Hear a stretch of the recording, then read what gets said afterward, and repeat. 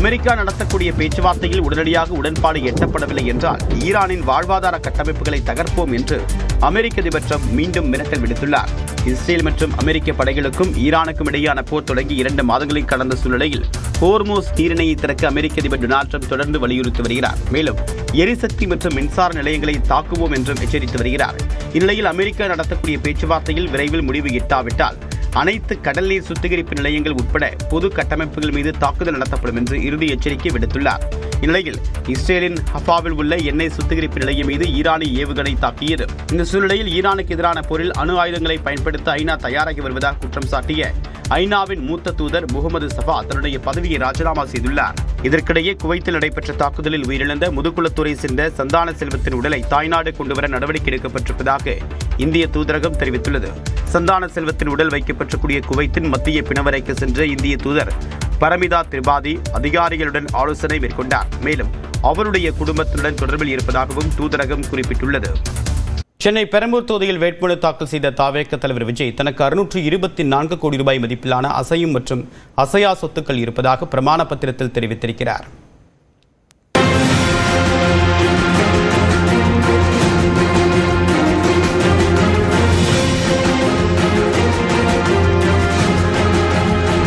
தமிழ்நாடு சட்டமன்ற தேர்தலில் சென்னை பெரம்பூர் தொகுதியில் போட்டியிடும் தாவேகா தலைவர் விஜய் தனது சொத்து விவரங்களை வேட்புமனுவுடன் பிரமாண பத்திரத்தில் பகிர்ந்துள்ளார்.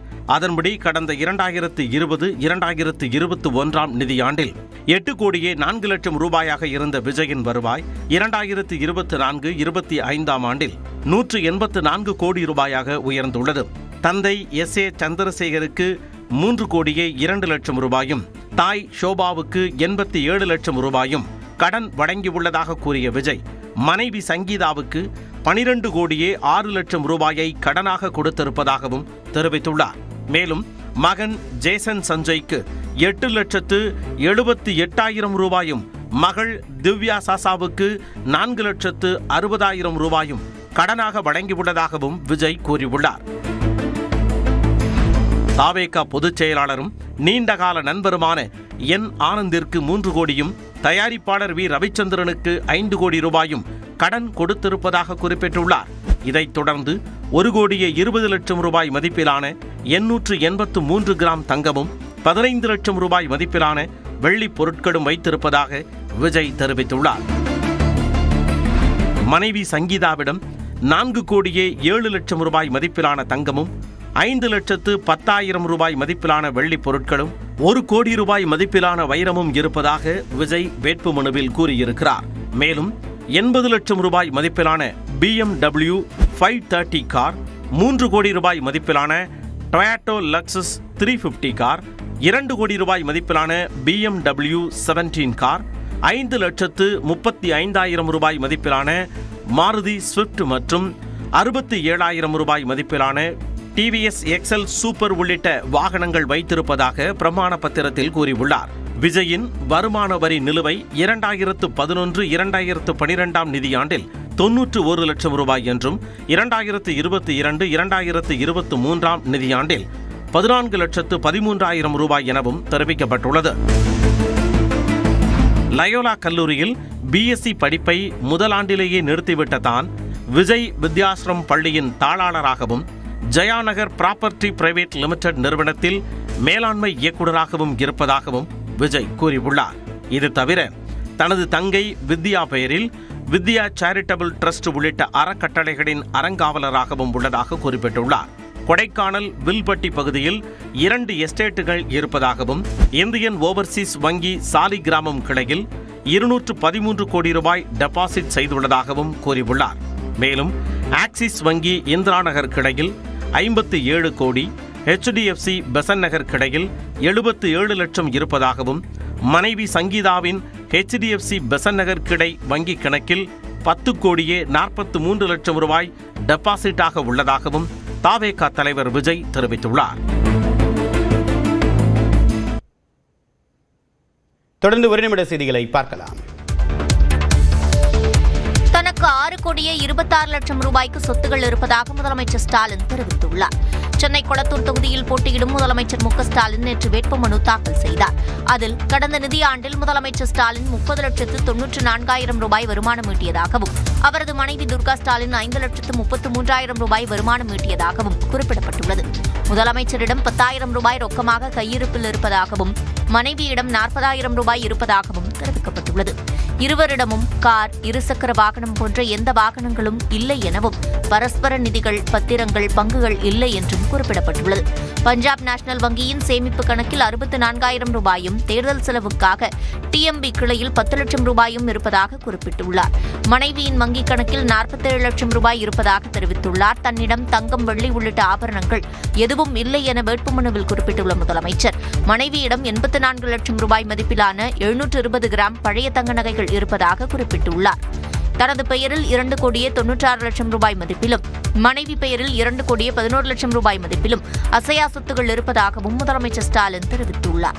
தஞ்சையில் 5,72,000 ரூபாய் மதிப்பிலான விவசாய நிலமும், திருவாரூரில் 1,12 லட்சம் ரூபாய்க்கு வேளாண் பயன்பாடு இல்லாத நிலமும் இருப்பதாக முதலமைச்சர் குறிப்பிட்டுள்ளார்.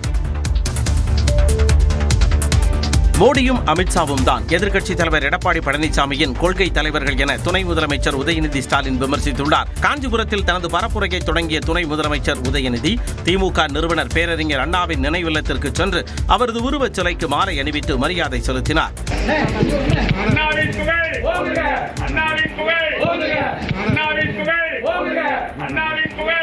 பின்னர் காஞ்சிபுரம் வேட்பாளர் நித்யா சுகுமார் மற்றும் உத்தரமேரூர் வேட்பாளர் சுந்தர் ஆகியோரை ஆதரித்து பரப்புரை மேற்கொண்ட உதயநிதி இத்தேர்தல் டெல்லிக்கும் தமிழ்நாட்டிற்கும் இடையிலான போர் என்றும் எடப்பாடி பழனிசாமியை அடிமை என்றும் விமர்சித்தார்.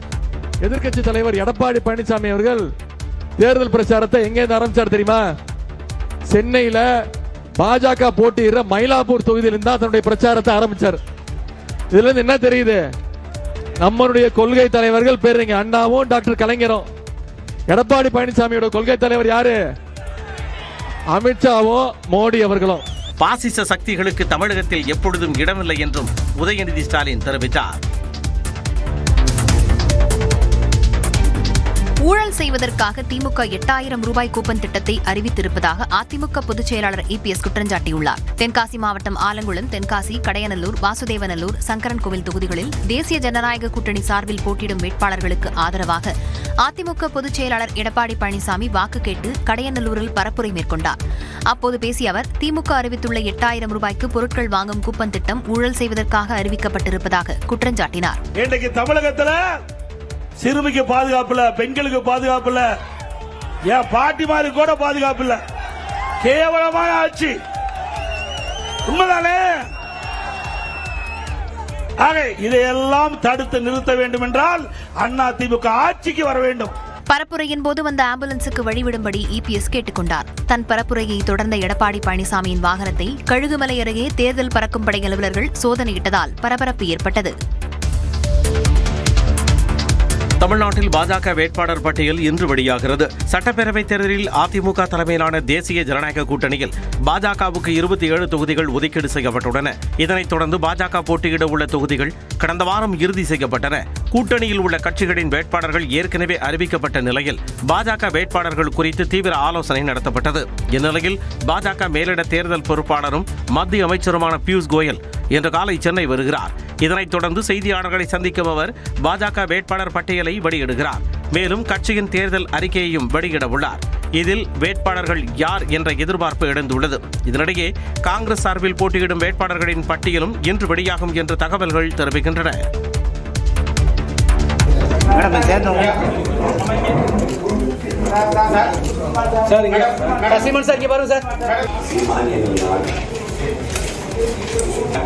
முழுமுதல் ஆட்சியையும் ஒருமைப்பாட்டையும் நிலைநிறுத்துவேன். மீடியா நிறைய